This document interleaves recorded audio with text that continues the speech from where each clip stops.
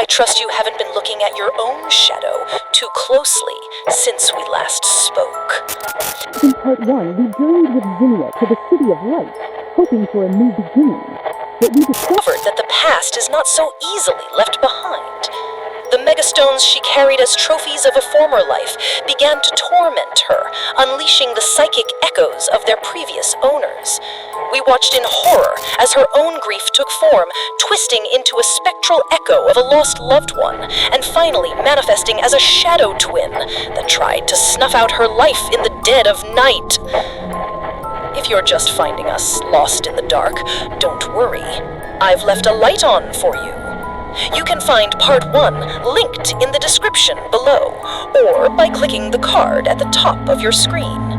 I highly recommend you start there. The full weight of tonight's tale will be all the heavier for it. And now, for those who have been waiting with bated breath, Zinnia has survived, but the entity is still bound to her. The game of whispers is over. The hunt has truly begun. Let us see where it leads.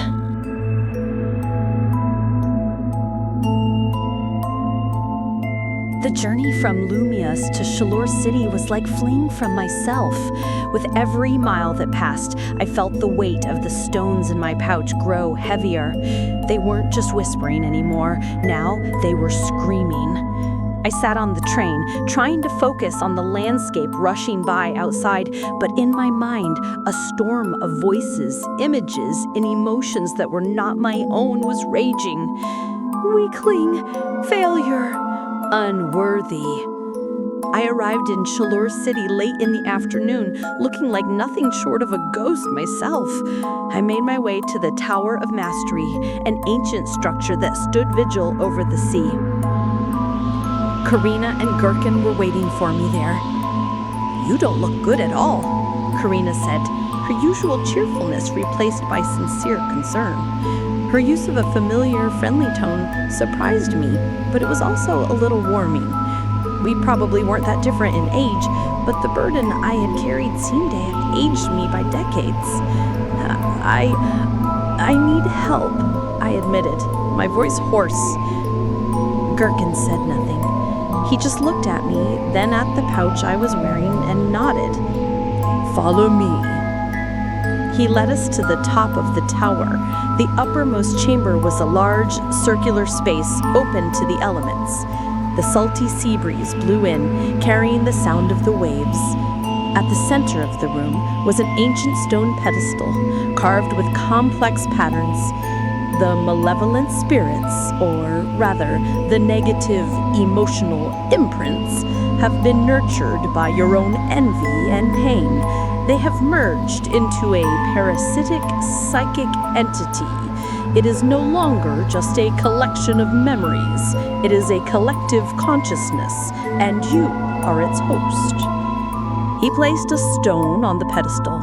It was transparent, shaped like a keystone, but completely empty. "This is a keystone that has never been bonded. Our plan is to perform a ritual to trick the entity, to make it believe this stone is a new, more powerful and emptier host. We will transfer all of it inside and seal it away forever." "Is it dangerous?" Karina asked. "Extremely," he replied, looking me straight in the eye. "The entity will not give up its host easily. It will resist. It will attack our weakest points, our minds. You must be prepared." There was no other way. I nodded. The ritual began as the sun set, painting the sky in shades of orange and purple. I sat down, facing the pedestal, and placed the pouch containing my cursed stones into the drawn circle. Karina and her Lucario stood in a corner, ready to guard. Gherkin began to chant in an ancient tongue. At first, nothing happened. But then I felt a familiar cold. The stones in the pouch began to vibrate. A thin black mist started to seep out of them. "He's coming," Gherkin warned. "Zinnia, focus on separating it from your mind. See it as a foreign body, push it out. I tried to follow his instructions. I visualized the negative emotions, the envy, the anger, the failure as a black tumor in my mind, and I tried to push it out. But the entity did not want to leave. It let out a silent scream, and the black mist exploded, engulfing the entire room. I was no longer at the top of the Tower of Mastery. I was standing in the middle of a desolate battlefield. The callow sky was blood red, and the ground was littered with the bodies of countless Pokémon and people. In the distance, a massive weapon, shaped like a dead flower, was firing a devastating beam of light into the sky. I was in the middle of the war from 3,000 years ago. "Do you see, Lorekeeper?" Gherkin's voice boomed, but full of bitterness. "This is true power, the power of destruction. Your prophecy, your green dragon, they are children's stories compared to this." I knew it was an illusion, but it was too real. I could smell the smoke and the blood. I could hear the screams. Then the illusion shifted. I was in an ice cave. Karina was standing before me, but her eyes were empty. Her Lucario was frozen in a block of ice behind her. "You're too weak," the illusion of Karina said, her voice like ice. "You can't even control your own emotions. How could you ever be worthy of the power of Mega Evolution?" I could see Gherkin and Karina struggling with their own demons, but I had no time to worry about them. My own nightmare had just begun. The scene changed again. I was at the sky pillar once more. This time, when I looked up, Rayquaza was there floating at the summit. But it was not majestic. It was looking down at me with absolute contempt. "You are unworthy." Its voice echoed in my mind, a thunderous roar. "You are nothing but a failure, hunted by a dead past. That burden is too great for you." And then it fired I, Pradeem, incinerating me. The pain was searing, tearing my mind apart. I screamed, and I was back in reality. I was lying on the cold stone floor of the Tower of Mastery. Gherkin had also just gotten to his feet, looking exhausted. But Karina, she hadn't come back. She was lying curled up on the ground, her eyes wide and blank, staring at something only she could see. Her body was convulsing violently, and her mouth was open in a silent scream. "They found our deepest fear," Gherkin shouted, his composure gone, replaced by the panic of a grandfather. "The fear of abandonment. If we don't pull her out, her mind will be torn apart." He tried to use his own abilities to intervene, but it was useless. The entity had dug its claws too deep into Karina's mind. I looked at Karina, writhing in agony. I looked at the stones, was repulsing with a malevolent black mist. Her pain was my fault. My envy, my weakness had turned these trapped memories into a monster, and now it was destroying an innocent person. I couldn't let that happen. I couldn't create a new cursed artifact, a new prison of pain. I had to end this myself, here, now. "Venio, what are you doing?" Gherkin yelled as he saw me stagger to my feet, moving toward the stones. I didn't answer. I picked up a broken piece of rock from the floor. "Don't! If you break them, all those spirits will be released. They will tear your mind to shreds." I knew, but it was the only way. With a final shout of determination, I slammed the rock down onto the megascolumns. A supernatural shriek echoed, shaking the entire tower. The stones shattered, and from within them, dozens of twisted black spirits burst forth, like a flock of Murkrow escaping a cage. They did not scatter. They turned and they dove straight for me. the host who had nurtured them, their most delicious meal. My world dissolved into a maelstrom of madness. I was no longer at the Tower of Mastery. I was everywhere and nowhere. I was living dozens of different lives at once. I was a young trainer, sobbing after losing a league final. I was a scientist green with envy at a colleague's success. I was an abandoned child, watching my new family through a window. Every memory, every pain, every failure was my own. My mind was stretched, torn apart by 1,000 conflicting emotions. I tried to resist, to hold on to my identity, to the name Xenia. But who was Xenia? She was just one among thousands of voices screaming in my head. My reason began to crumble. I screamed, I laughed maniacally, I lashed out at invisible phantoms, and then I broke. I curled up on an endless floor in a space of nothing but darkness, and I began to cry, great, uncontrollable sobs. I'm sorry, I mumble over and over again. I'm sorry. I was sorry to the trainers I had defeated. I was sorry to Karina. I was sorry to my grandmother. I was sorry to May. I was sorry to Rayquaza for not being strong enough. And most of all, I was sorry to Esther. The moment I thought her name, she appeared. The ghost of Esther stood before me. This time, she didn't look sad or accusatory. Her face was cold, impassive as a judge. She was a combination of all my judgment, my failure, my self-loathing. She was the final nightmare. She slowly raised her hand, her fingers elongating into sharp, shadowy claws.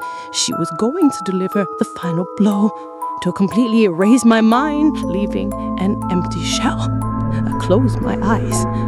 I was too tired to resist.